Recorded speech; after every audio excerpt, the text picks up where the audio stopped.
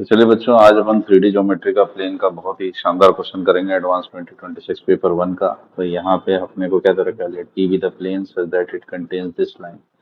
तो अपन एक रफ डायग्राम बना लेते हैं। प्लेन लाइन को कंटेन करता है, मतलब लाइन जिस पॉइंट से पास कर रही थी 1, 3, -2, वो भी प्लेन पी पे लाई करेगा। और लाइन का जो पैरेलल वेक्टर था 2, 3, 1, वो भी प्लेन पे लाई करेगा। अब दूसरी बात क्या दे रखी है, ये जो प्लेन है ये परपेंडिकुलर है दूसरे प्लेन के x + 2y + 3z बराबर 4 के। तो आगे क्वेश्चन पढ़ने से पहले अपन देखते हैं कि जैसे ऑप्शन नंबर ए है, प्लेन पी की इक्वेशन हमें दे रखी है। तो क्या हम प्लेन पी की इक्वेशन निकाल सकते हैं क्या? हाँ बच्चों, इतनी इन्फॉर्मेशन से हम प्लेन पी की इक्वेशन आराम से निकाल सकते हैं। तो सपोज करो दूसरे प्लेन का normal vector n two vector कितना दे रखा है, 1, 2, 3। प्लेन पी का नॉर्मल वेक्टर में एन वेक्टर मान लेता हूँ। तो अगर प्लेन परपेंडिकुलर है तो उनके नॉर्मल वेक्टर भी परपेंडिकुलर होंगे। एक तो ये इन्फॉर्मेशन मिल गई हमें। दूसरी, ये जो नॉर्मल वेक्टर होगा अपना प्लेन पी का, ये बी वेक्टर के भी परपेंडिकुलर होगा क्योंकि बी वेक्टर उस प्लेन में है। तो यहाँ से मुझे क्या पता चल रहा है कि एन वेक्टर एन टू के भी परपेंडिकुलर है और बी वेक्टर के भी परपेंडिकुलर है।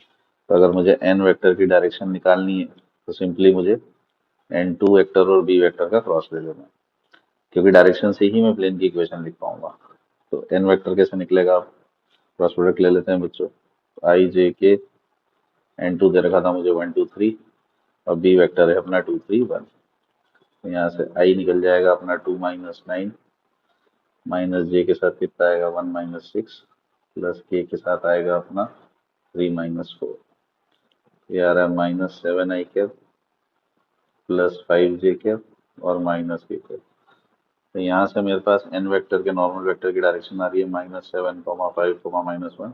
और मैं इसको -1 से इंटू कर दूँ तो 7, -5, +1 ये भी ले सकता हूँ। मुझे डायरेक्शन पता है, प्लेन का पॉइंट पता है, तो प्लेन की इक्वेशन कैसे लिखते हैं? तो ये फॉर्मेट होता है, ठीक है। z - z1 बराबर 0। तो 7 × x - 1 -5 × y - 3 +1 × z + 2 हो जाएगा। इसको सॉल्व कर लेते हैं। 7x - 7 -5y + 15 +z + 2 बराबर 0।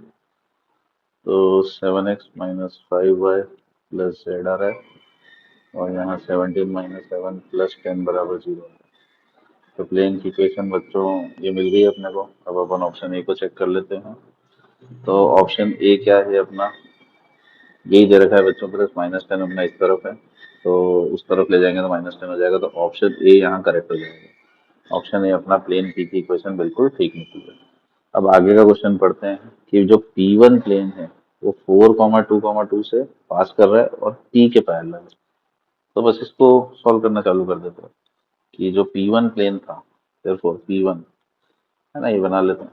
4, 2, 2 से पास कर रहा है और ये जो P1 है वो P के पैरेलल है। तो इसका मतलब क्या है? पैरेलल प्लेन के नॉर्मल वेक्टर क्या होते हैं? सेम होते हैं। तो जो P का नॉर्मल वेक्टर था क्या था, 7, -5, 1। तो P1 वेक्टर का नॉर्मल वेक्टर अगर N1 लूँ तो वो भी क्या आएगा, सिंपली सेम ही आएगा क्योंकि पैरेलल है, 7, -5, 1।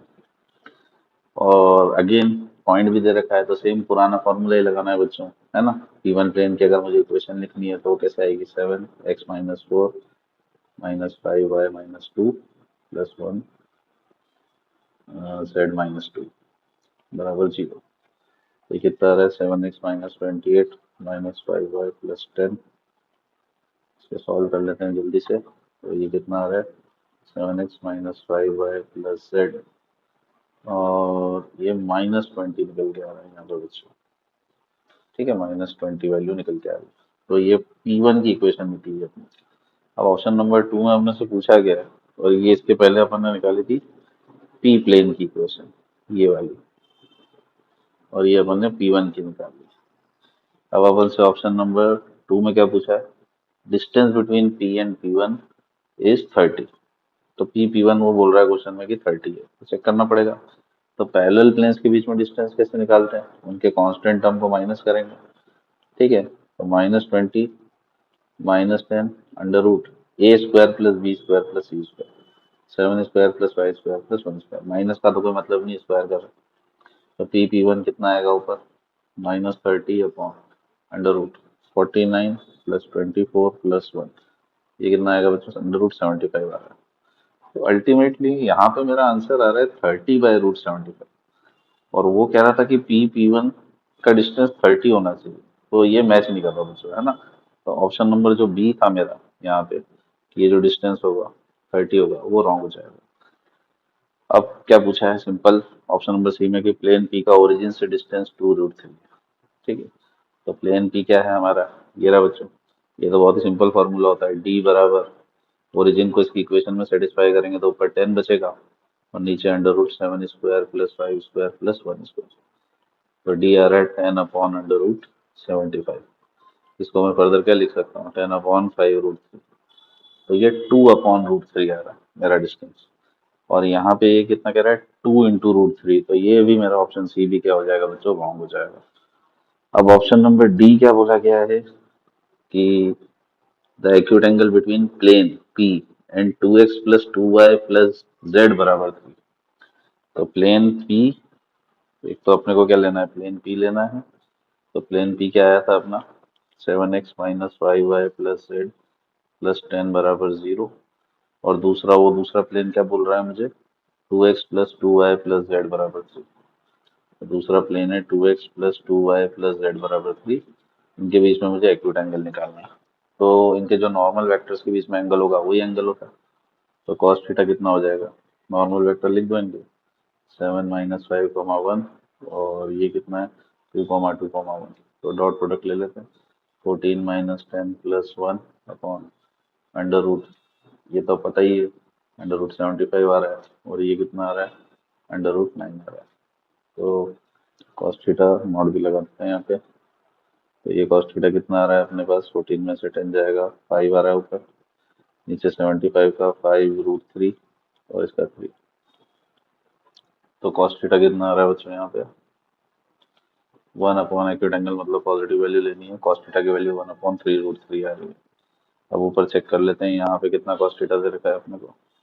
तो यहाँ पे बच्चों यही दे रखा है, थीटा की वैल्यू क्या दे रखी है अपना? कॉस थीटा क्या है? 1/3√3।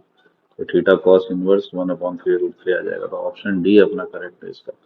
तो मल्टीपल चॉइस का अच्छा क्वेश्चन था बच्चों, प्लेन पे 3D ज्योमेट्री पे। इसके ऑप्शन क्या करेक्ट हुए? ए अपना करेक्ट हो गया, बी रॉन्ग हो गया, सी रॉन्ग हो गया और डी अपना करेक्ट हो गया। तो ए और डी इसका फाइनल आंसर होगा। तो थोड़ा सा बस लेंदी क्वेश्चन था बच्चों, है ना। Hope you like the solution. Subscribe R L JEE for more quality content.